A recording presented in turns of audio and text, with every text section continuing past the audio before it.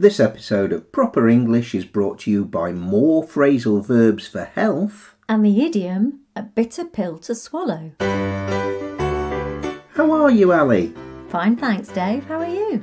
I'm fine, thanks. Is the right answer. Oh yes, we've mentioned before that in most social situations, the British don't expect you to give any more detail than this. Some people love to talk about their aches and pains, but unless you're certain the person asking the question is genuinely interested in your health, it's best to stick with Fine, thanks. Or at a push, Not too bad. Back in episode 46 of our first series, we looked at phrasal verbs related to health, but there are plenty we didn't cover.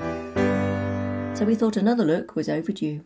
Yes, and since that episode, we've met two new characters, Sylvia and Mabel, and they're going to help us out with 14 new phrasal verbs. Have a listen to their conversation and see how many you can spot. Oh, and Leia is going to love that not too bad. That makes her laugh every time.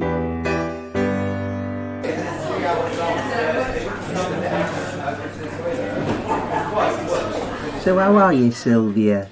Oh, Mabel, I'm not feeling myself at all. My back's playing up, my stomach's all over the place, and I've had an headache since Thursday. Oh dear.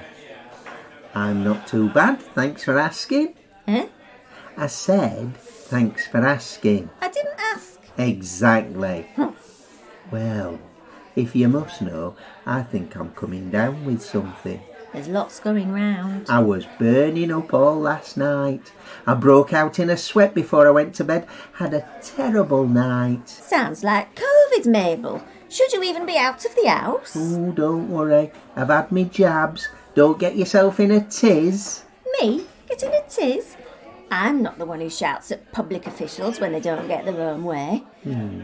Anyway, I've brought you a cappuccino and a nice piece of lemon drizzle cake, so that ought to build your strength up. Oh, good idea. It'll be full of vitamin C, won't it? Oh, aye. That'll soon clear it up. Whatever it is you think you've got. I think I picked it up off my grandson. He's been made up with a cough and a cold all week. Oh, they're full of germs at that age, aren't they? Oh, they are. And he wears me out, he really does.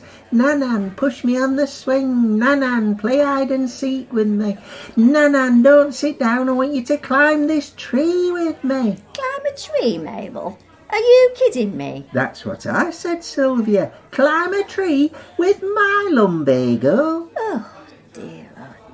You're going to have to start saying no to him, else you'll end up burning out like all them merchant bankers down in London. Aye, I know. And me ankles are packing up. My left one's puffed up. And the right one's not too pretty neither. Charming. You know me, Mabel. I say what I see. You do, Sylvia. You do. I see your dandruff's flared up again. Oh, there. Cough it up, love. Cough it up, chicken. Wow, what a wonderful friendship. Oh, I think being bitchy to each other is the best part of their day. So, 14 phrasal verbs to do with health. How many did you spot? How many did you understand? And how many can you use? Let's go through them in order. First of all was playing up. This is colloquial. People use it to refer to an ongoing problem they might have that has worsened or had gone and has now come back. Next was coming down with. This means you believe you have symptoms that are going to develop into something. If we have a runny nose, we might say we're coming down with a cold. It's to describe illnesses that aren't too serious. Coughs, colds, stomach bugs. Then Mabel said she was burning up all night. Yes, that's not too difficult to understand, I don't think. It means she felt very hot, probably due to having a high temperature. Like several of these phrasal verbs, it uses the preposition up. Oh, then she said she broke out in a sweat. This means it happened quite suddenly. We can also break out in a rash or in spots. Ew. Sylvia told Mabel she could build her strength up by eating cake. The phrasal verb is build up, to increase something. In this case, her physical strength. Then we had clear it up.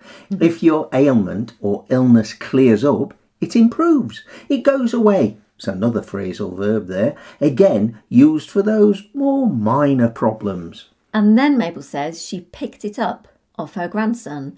This is used for communicable diseases. We talk about catching coughs and colds, chickenpox, measles and so on from other people.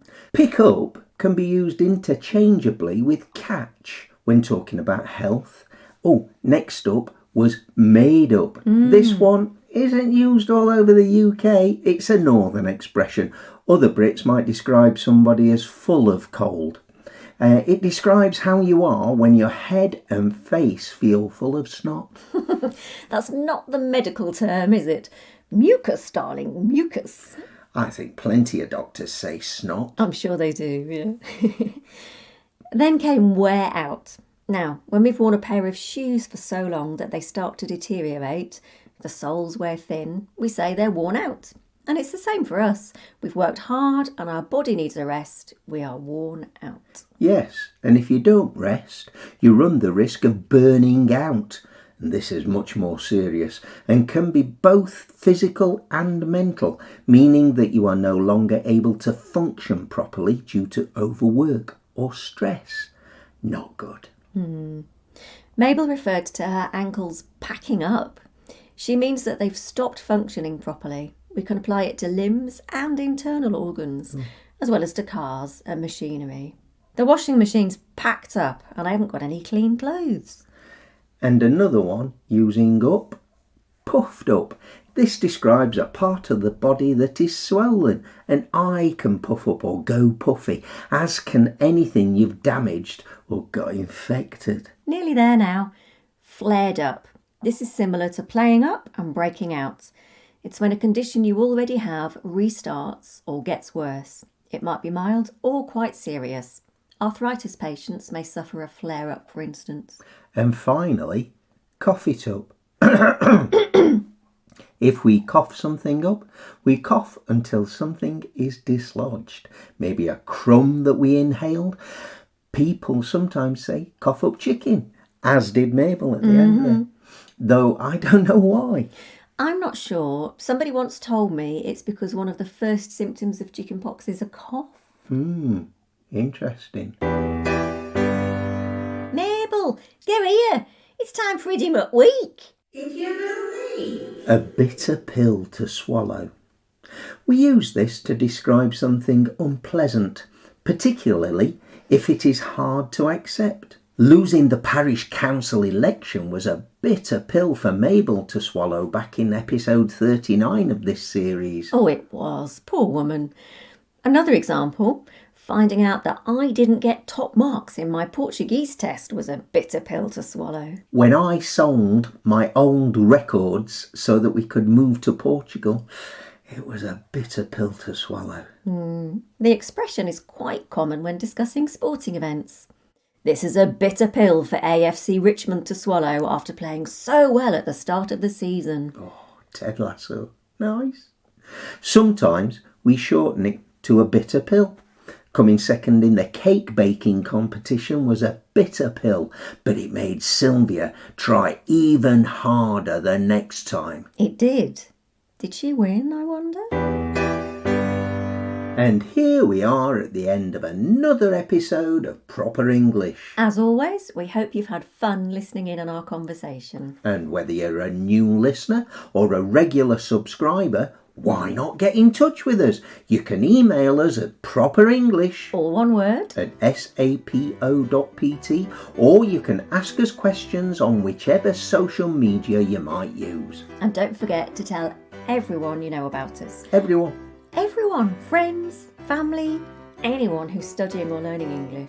And make sure that you like this episode and leave us a nice review and subscribe to us on your favourite podcast app. So until next time, it's goodbye from me. And it's goodbye from me too. And thank you for listening to Proper English.